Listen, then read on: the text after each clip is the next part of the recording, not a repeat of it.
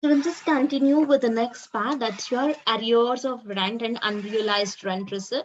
So arrears of rent and all that will be coming under section 25A. So the arrears of rent and unrealized rent received subsequently. So subsequently, if you are receiving this, we usually get this under our section 25A. Under the section 25A, we usually deals about unrealized rent and all. Say for example, if there is any kind of income from house property and where the tenant hasn't given anything for the SSC, even all the situation we get this arrears of rent and all. So further to this section, again, apart from this 25A, we do have one more section, that is section 25A subsection 2. So here also we do give a standard deduction of 30% in the case of arrears of rent, or in the case of unrealized rent, or if it is a realized rent subsequently, if SSA is taking that rent. In all these cases, we do give the 30% as a standard deduction over there. Okay. So apart from this, we have a next topic called co-ownership. Okay. So co-ownership comes under your section 26. So the section 26 study about, here we study about our co-ownership. So then you can ask, ma'am, what is co-ownership? Co-ownership here again comes with the two cases. That is, one is self-occupied property, and one more situation is in the let out property. So that's nothing but you have self-occupied the property and you have letted out the property. Self-occupied, you have one house and you are staying in that house. It's a self-occupied.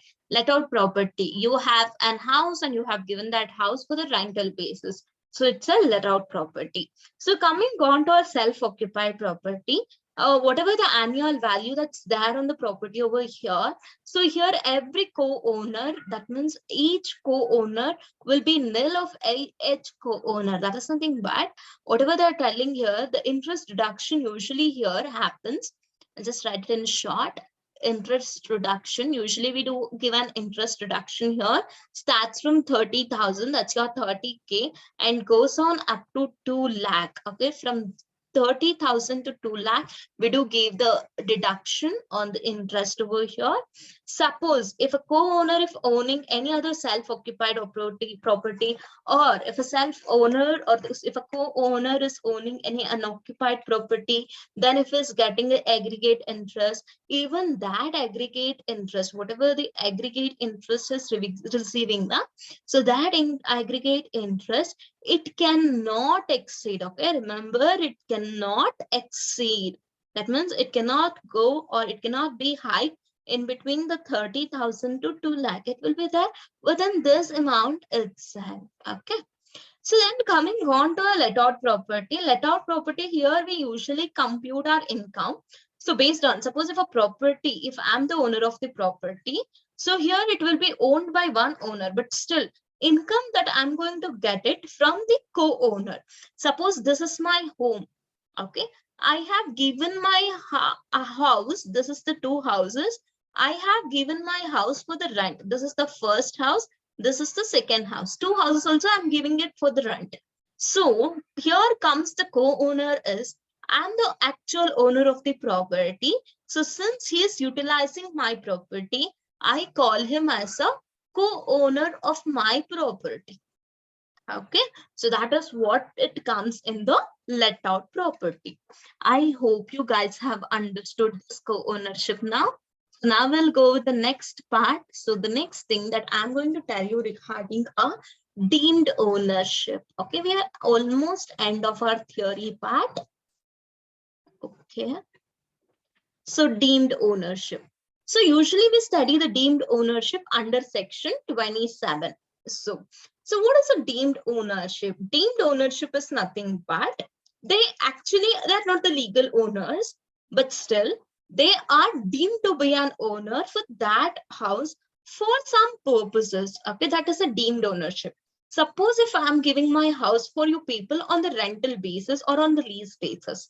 So till the termination of lease is going to complete, you people are the owners, you people will be possessing the deemed ownership of my property. Okay.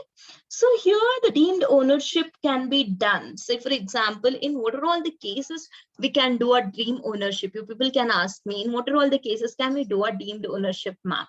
So deemed ownership, say for example, suppose if I wanted to transfer my property to one of my minor child, or I wanted to transfer my house property for my spouse or my husband. Husband usually not comes, spouse.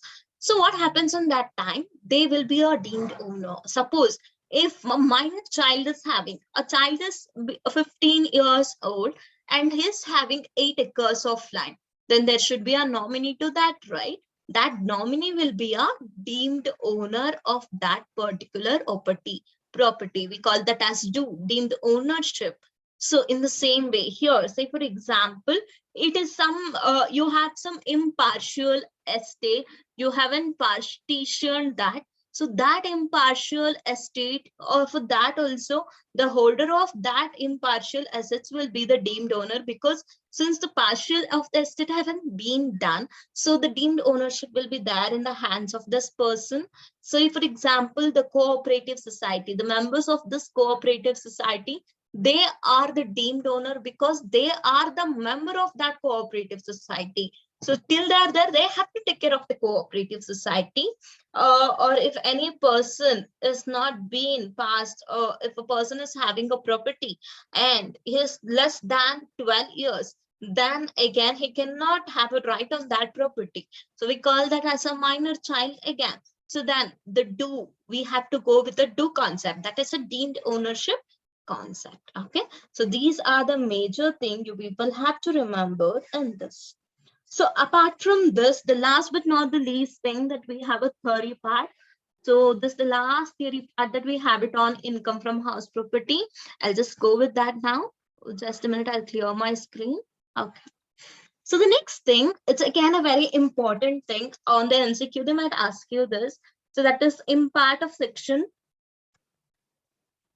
in part of section 115 BAC under the head income of house property.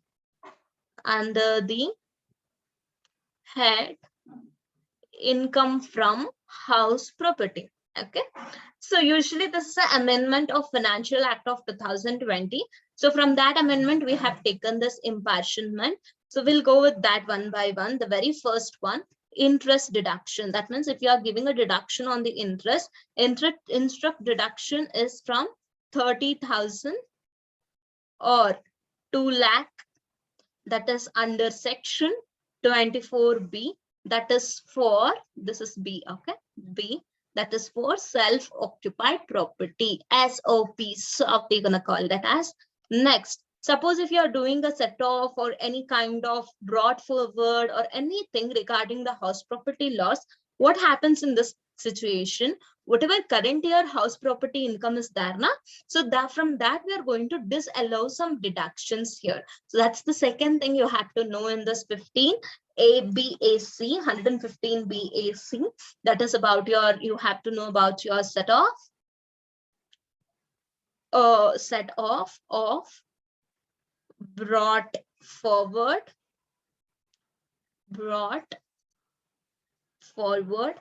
house property losses, HP losses from current year house property income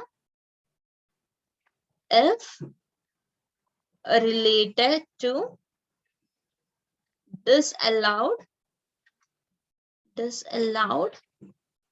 deduction. Okay, this is the important thing that you have to know.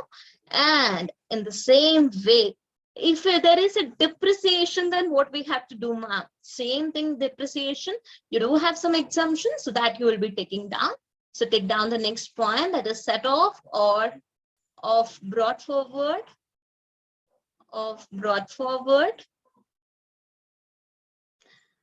Okay, I'm so sorry. I had some network connection. I'm so sorry for it.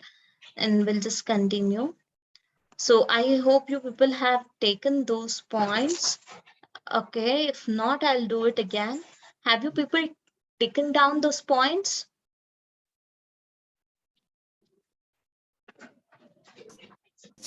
Excuse me, Yes, Shashank. ma'am, I have this recording, ma'am. Just now left it, so. Okay. Yeah, I will send this recording. Don't worry. Yes.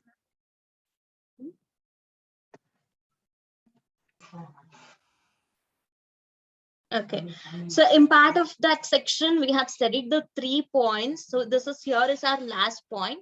So the last point will be telling about set off of current year. So whatever the set off that you are going to do your current year that is related to house property loss, you will be doing that under the against of other heads. So if there is any other head, you have some profit, and on that other heads, you're going to set off your house property losses.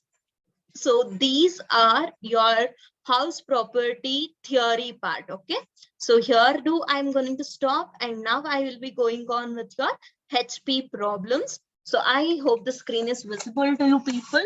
So just have a look. I'll be solving again here the few problems. So have a look towards your first problem. So here everything is easy. House property, there is no tough at all. And even when I go with your next chapter, so that is from your other sources, capital gain, and then PGBP, all these are very easy.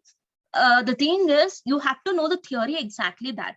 If you see most of the paper, they have just asked it based on theory. They haven't asked much of your problems. Much of the problems are asked from the salary and HP. So since you people, if you are done with your BCom, you'll be having an idea like how you will be doing these problems and all. Okay, so that it will be easy. So have a look at the first question. In the first question, they're telling Sajlan is the owner of the house property and he is coming under the Rent Control Act. Okay, so where he's going to be possessed or he is going to be covered under this Rent Control Act. If you ask me, ma'am, what is Rent Control Act? It is there in Karnataka? Yes, we do have it in Karnataka. So Rent Control Act, usually that will be giving us control on whatever the rent that we are going to receive, or if we are leasing some building. So we do have a control over that. We do have a control on the hotels. We do have a control on lodging of houses. On all these things, we will be having the control. Okay. So ma'am, like what are the things are implemented? What are the features of this act if you ask me? So usually that will be helping the tenants just to identify their accommodation. So based on the acceptable standards, they will see the accommodation based on their standards. So that is what the Rent Control Act will provide you. And where the municipal value is 30,000, actual rent is 25, fair rent is 36,000. So then if you ask me, you should be knowing what is municipal value and all. So you people will be knowing, I guess, municipal value and all. So coming on to municipal value. So coming on to our municipal value, what is the meaning of municipal value? Municipal value is nothing but whatever the value that you are going to determine, usually what the municipal authority is going to put the tax on some residents. See, for example, if you are having a 2 floors of houses, your tax rate is different. If you are having a 3 floors of houses, the tax rate is different. That is what your municipal value is. So then coming on to an actual rent. What is an actual rent? Actual rent, you have, that is nothing but whatever compensation, whatever the amount that you are going to pay, that is on based on your agreement or based on the lease, whatever the rent that you are going to pay. So that is your actual rent. So coming on to a fair rent, what do you mean by fair rent? Fair rent is nothing but whatever the amount of rent that you're going to pay it for your person, that is a reasonable rent what you're going to pay for the property that you have been having. So usually your property will be having a fixed registered by the rent officer, right? So